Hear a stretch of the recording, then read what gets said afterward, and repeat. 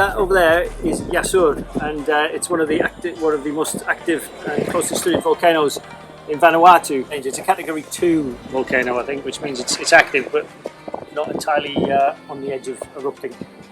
We got special permission to check in at port resolution so that we could join an expedition to view the crater of Yasur. Then we sail on to the more popular islands towards the north. And me, we're family. The bond that we share is as deep as the sea. No matter how rough things may come to be, you and me, we're family. Vanuatu was hit by 2 Category 4 hurricanes or cyclones in March of this year, so it's still picking up the pieces. I mean, even around this village you can see concrete floors where buildings used to stand, but they've actually just disappeared. Nothing left of them, and there's still a couple of buildings which are kind of half fallen down. Apparently Vanuatu is also one of the most dangerous countries in the world as far as environmental disasters are concerned. You know, they've got earthquakes, tsunamis, volcanoes, cyclones, so basically every few years something happens and they have to sort of pick up the pieces from scratch and start again, so it's desperately poor.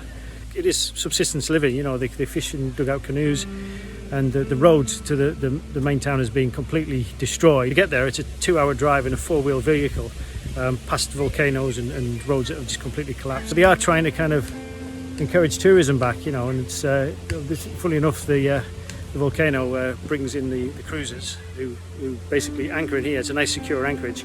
The only thing is we've been told by the locals not to go swimming because of the bull sharks. So we've got cyclones, bull sharks, volcanoes, earthquakes, tsunamis. But apart from that, it's great. We've been a few days here now, and we've met Wary at the yacht club, and he's been really helpful. So I asked, because we've had a lot of clothes actually that we've been carrying around for quite a while now, and there was a lot of people in New Zealand collecting stuff for Vanuatu because of the cyclones. So we kind of kept all the stuff that we didn't need and some extra blankets and stuff, and finally going to give them to Wary here, who's going to share them out amongst the village.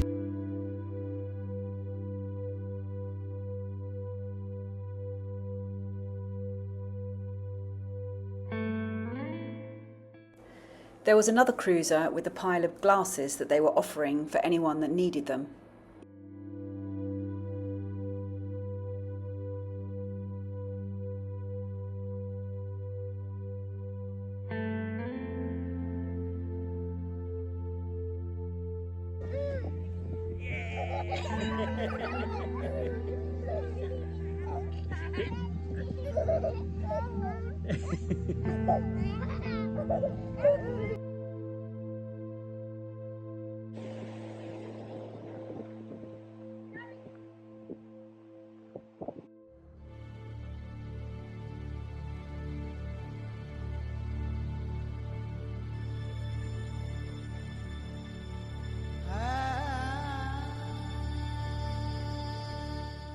So yesterday we went on a sort of organised tour up to the volcano. There's supposed to be 2 trucks, but only one turned up, so we all kind of squeezed into it.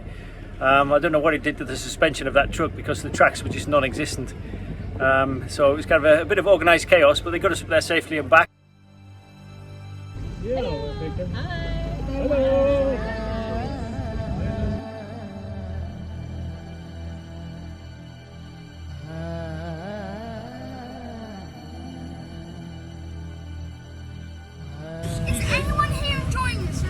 It's exciting! You know, we used to go on pickups like this, a little older, a little bigger in Ecuador when we were with 23 people. Wow.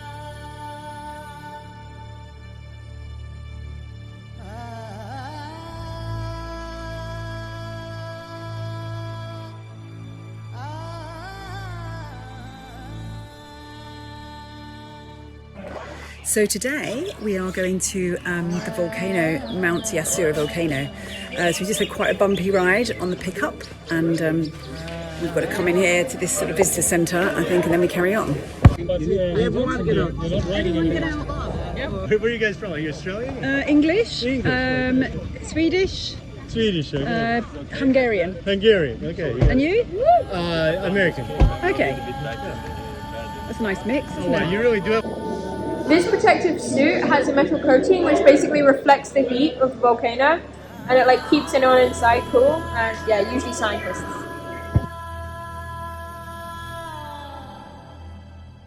We welcome you. Thank you for your presence today. It's been a great challenge. We spent all the money for this trip. We worked so hard to come here. The weather looks really good. So you're so lucky. Thank you. So Mount Yasur is constructed inside a very flat caldera. It has a combination of two eruption types. First of all, the first type of activity is called Strombolian. I know some of us have been to Italy to see Strombolian activity. It's 400 meters wide summit, and the guides will take you to the observation point, and they will tell you which way you should be going according to all these directions of the explosive activities. So after an introduction and safety brief, we were excited to be heading up towards the crater rim. Tourism is a really important part of the economy here.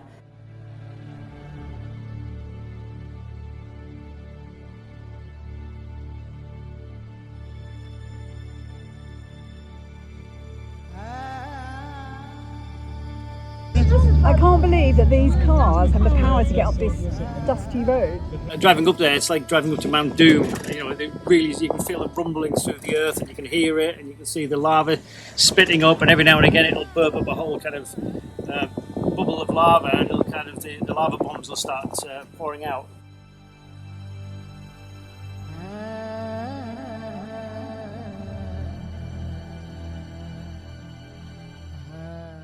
To say I'm a little bit nervous, a little bit excited. Apparently we're supposed to be safe and have fun. There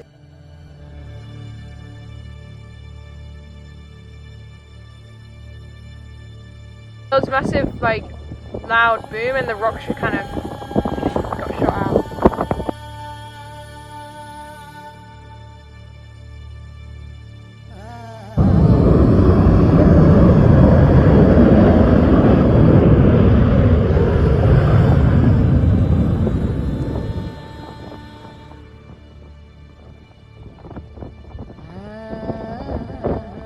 It's like massive explosion.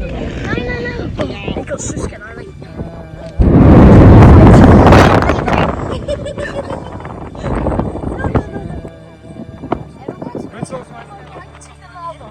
I can see the lava. Yeah. Can you hold me? Yeah, okay.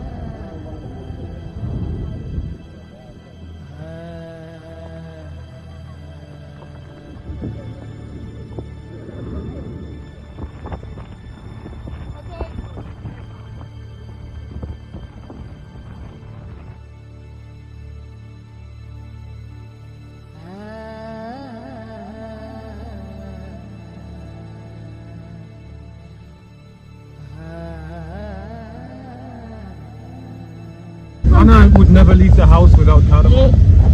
She's too Swedish for that. So good. I never thought of it as a Swedish thing. I always thought it was an Indian curry thing. Exactly. And very Swedish. It is. Literally do just peer over the edge of the volcano into the abyss. All of the sort of the guardrails, the protection rails were kind of missing, and then there was this kind of strange Korean or Japanese influencer up there trying to get these shots right on the edge of the volcano in this kind of skimpy orange dress, coming back in the dark along these random jungle roads, and then suddenly somebody would just appear out of the trees, and then the truck would stop, and they would swap some bread or money or just some information, and then carry on. And then there was loads of cows on the track as well, so It took a bit of getting back, and it was the most uncomfortable ride I think I've ever done in my life, but it was fun and an experience. If you like following our story, please hit the super thanks and help towards the creation of these videos. And if you'd like to have more access, we would love it if you join our Patreon family, where you get ad-free videos, cockpit sessions, downloads, guides, and you can message us directly. And the next morning the wind was good, so we set sail to Efate. Lots of people today going to Port Vila. I always think it's a good omen if everyone's going. We know we've not made a bad decision. So just waving bye to our friends on Pachamama. They're going to take it a little bit slower.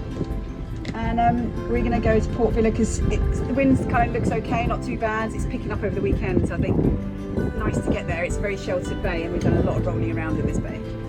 But yeah, we came here really to see the volcano and it was awesome. It really was quite incredible, standing on the edge of that crater, watching the fire bubble and explode inside, and the sound was unbelievable. So it was definitely worth it, every bit. This anchorage, we're kind of glad to leave it because it is very, very rolly. We kind of help beam onto the waves. We could put a kedge anchor out, but you know, the more anchors that you put down, the more danger you've got of snagging.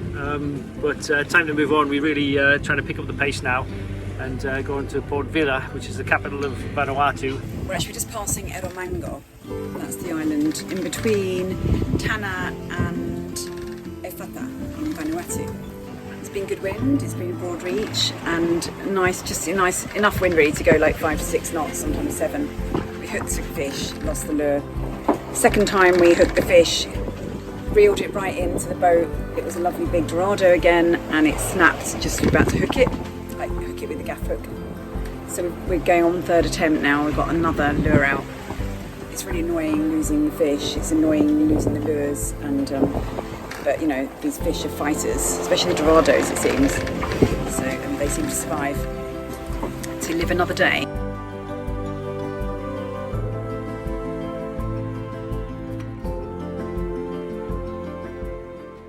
So it's around 10 o'clock and we've got an overnight passage to Port Vila on the island of Efate.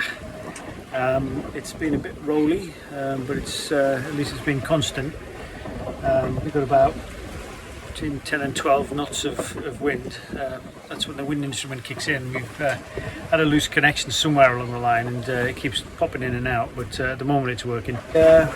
Since it's only one night passage, Renka and me are doing 3 on 3 off. We've let the boys off the night watches today because we want them to get on with schooling tomorrow. In the wake of the storm,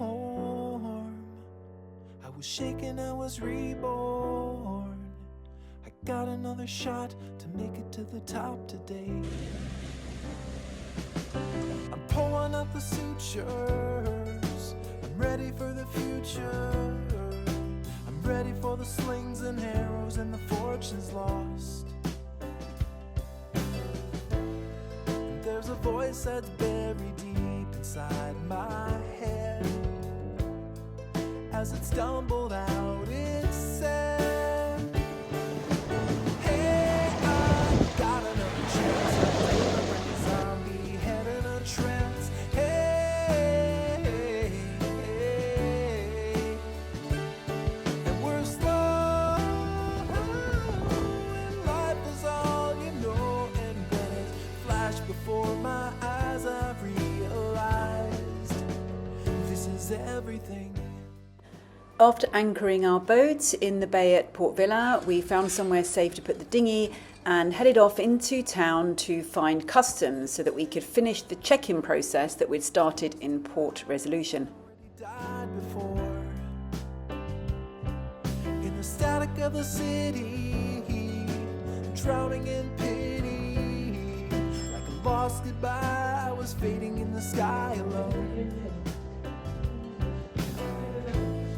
Until the day that shook me right down to the core. It turned out we were in the wrong place and were redirected over to the other side of the bay. Okay, so we've just found the customs and we went into the office and the guy said we'd have to come back on Sunday when the cruise ship's here. Okay, and then he kind of said, what did you put on your form? And I said, well, he said, did you put all islands? We're like, yeah. He goes, you're okay, you don't need to come back. And so basically he sealed the envelope up and just stamped it about 10 more times and said that if anyone asked, just say he said it was okay. So now we were free to explore the island of Efate, and because there were so many cool things to do here, we have saved them all for the next episode. Stay tuned.